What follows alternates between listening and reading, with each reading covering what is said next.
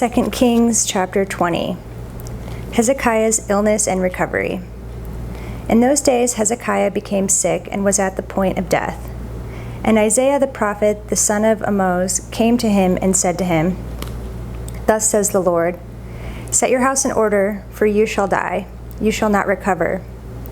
Then Hezekiah turned his face to the wall and prayed to the Lord, saying, "Now, O Lord, please remember how I have walked before you in faithfulness and with a whole heart, and have done what is good in your sight."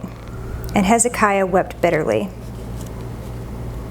And before Isaiah had gone out of the middle court, the word of the Lord came to him.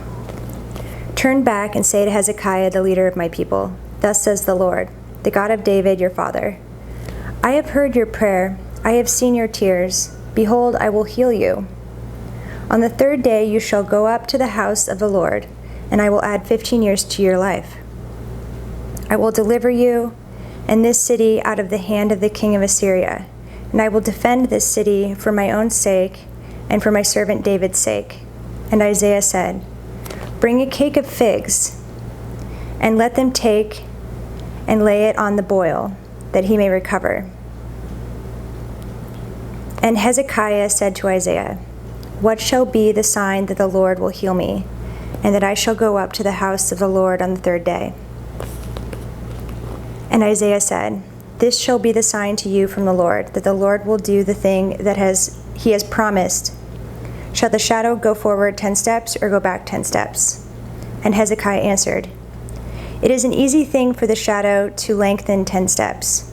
Rather, let the shadow go back 10 steps." And Isaiah the prophet called to the Lord, and he brought the shadow back 10 steps, by which it had gone down on the steps of Ahaz. Hezekiah and the Babylonian envoys. At that time, Baladan, the son of Baladan, king of Babylon, sent envoys with letters and a present to Hezekiah, for he heard that Hezekiah had been sick. And Hezekiah welcomed them, and he showed them all his treasure house, the silver, the gold, the spices, the precious oil, his armory, all that was found in his storehouses. There was nothing in his house or in all his realm that Hezekiah did not show them. Then Isaiah the prophet came to King Hezekiah and said to him, "What did these men say? And from where did they come to you?" And Hezekiah said, "They have come from a far country, from Babylon." He said, "What have they seen in your house?" And Hezekiah answered, "They have seen all that is in my house. There is nothing in my storehouses that I did not show them." Then Isaiah said to Hezekiah, "Hear the word of the Lord. Behold, the days are coming when all that is in your house and that which your fathers have stored up till this day shall be carried to Babylon. Nothing shall be left, says the Lord. And some of your own sons, who will come from you, whom you will father, shall be taken away, and they shall be eunuchs in the palace of the king of Babylon." Then Hezekiah said to Isaiah, "The word of the Lord that you have spoken is good." For he thought, "Why not, if there will be peace and security in my days?" The rest of the deeds of Hezekiah and all his might, and how he made the pool and the conduit and brought water into the city, are they not written in the book of the Chronicles of the kings of Judah? And Hezekiah slept with his fathers, and Manasseh his son reigned in his place. Chapter 21. Manasseh reigns in Judah. Manasseh was 12 years old when he began to reign, and he reigned 55 years in Jerusalem. His mother's name was Hephzibah, and he did what was evil in the sight of the Lord, according to the despicable practices of the nations whom the Lord drove out before the people of Israel. For he rebuilt the high places that Hezekiah his father had destroyed, and he erected altars for Baal and made an Asherah, as Ahab king of Israel had done, and worshipped all the host of heaven and served them. And he built altars in the house of the Lord, of which the Lord had said, "In Jerusalem will I put my name." And he built altars for all the hosts of heaven in the 2 courts of the house of the Lord. And he burned his son as an offering and used fortune-telling and omens and dealt with mediums and with necromancers. He did much evil in the sight of the Lord, provoking him to anger. And the carved image of Asherah that he had made, he set in the house of which the Lord said to David and to Solomon his son, "In this house and in Jerusalem, which I have chosen out of all the tribes of Israel, I will put my name forever. And I will not cause the feet of Israel to wander any more out of the land that I gave to their fathers, if only they will be careful to do according to all that I have commanded them, and according to all the law that my servant Moses commanded them." But they did not listen, and Manasseh led them astray to do more evil than the nations had done, whom the Lord destroyed before the people of Israel. Manasseh's idolatry denounced. And the Lord said by his servants the prophets, "Because Manasseh king of Judah has committed these abominations and has done things more evil than all that the Amorites did, who were before him, and has made Judah also to sin with his idols, therefore thus says the Lord, the God of Israel, Behold, I am bringing upon Jerusalem and Judah such disaster that the ears of everyone who hears it will tingle. And I will stretch over Jerusalem the measuring line of Samaria, and the plumb line of the house of Ahab. And I will wipe Jerusalem as one wipes a dish, wiping it and turning it upside down.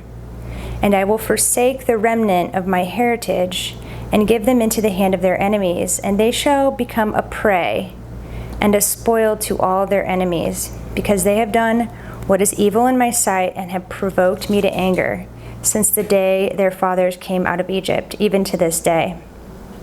Moreover, Manasseh shed very much innocent blood, till he had filled Jerusalem from one end to another, besides the sin that he made Judah to sin, so that they did what was evil in the sight of the Lord.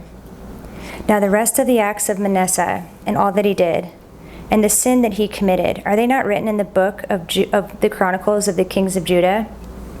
And Manasseh slept with his fathers and was buried in the garden of his house, in the garden of Uzzah, and Amon his son reigned in his place. Amon reigns in Judah. Amon was 22 years old when he began to reign, and he reigned 2 years in Jerusalem. His mother's name was Meshullemeth, the daughter of Haruz, of Jotbah. And he did what was evil in the sight of the Lord, as Manasseh his father had done. He walked in all the way in which his father walked, and served the idols that his father served, and worshipped them. He abandoned the Lord, the God of his fathers, and did not walk in the way of the Lord. And the servants of Amon conspired against him, and put the king to death in his house. But the people of the land struck down all those who had conspired against King Amon, and the people of the land made Josiah his son king in his place. Now the rest of the acts of Amon that he did, are they not written in the book of Chronicles of the kings of Judah? And he was buried in his tomb in the garden of Uzzah, and Josiah his son reigned in his place. Chapter 22. Josiah reigns in Judah. Josiah was 8 years old when he began to reign, and he reigned 31 years in Jerusalem.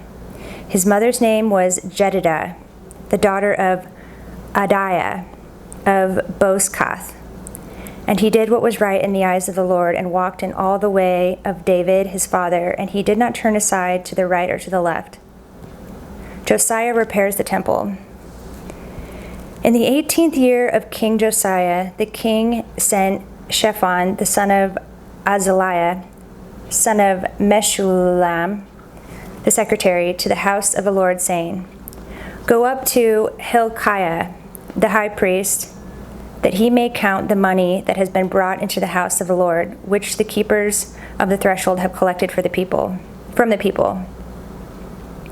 And let it be given into the hand of the workmen who have oversight of the house of the Lord, and let them give it to the workmen who are at the house of the Lord, repairing the house, that is, to the carpenters, to the builders, and to the masons, and let them use it for buying timber and quarried stone to repair the house.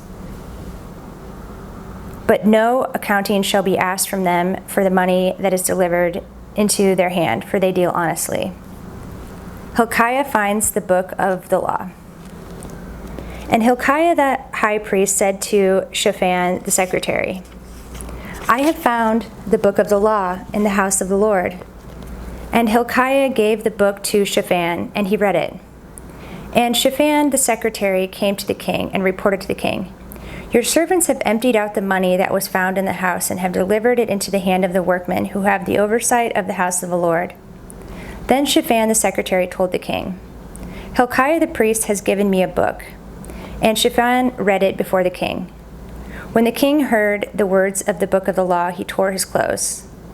And the king commanded Hilkiah the priest, and Ahikam the son of Shaphan, and Achbor the son of Micaiah, and Shaphan the secretary, and Asaiah the king's servant, saying, Go, inquire of the Lord for me, and for the people, and for all Judah, concerning the works of this book that has been found.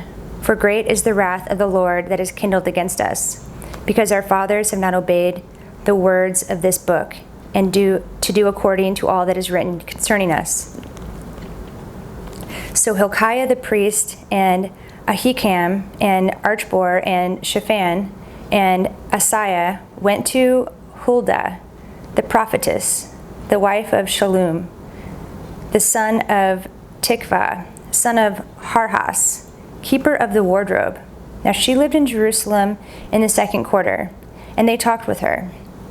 And she said to them, Thus says the Lord, the God of Israel, Tell the man who sent you to me, Thus says the Lord, Behold, I will bring disaster upon this place and upon its inhabitants, all the words of the book that the king of Judah has read, because they have forsaken me and have made offerings to other gods, that they might provoke me to anger with all the works of their hands. Therefore my wrath will be kindled against this place, and it will not be quenched. But to the king of Judah, who sent you to inquire of the Lord, thus shall you say to him, Thus says the Lord, the God of Israel, regarding the words that you have heard, because your heart was penitent, and you humbled yourself before the Lord, when you heard how I spoke against this place and against its inhabitants, that they should become a desolation and a curse, and you have torn your clothes and wept before me. I also have heard you, declares the Lord. Therefore, behold, I will gather you to your fathers, and you shall be gathered to your grave in peace, and your eyes shall not see all the disaster that I will bring upon this place. And they brought back word to the king.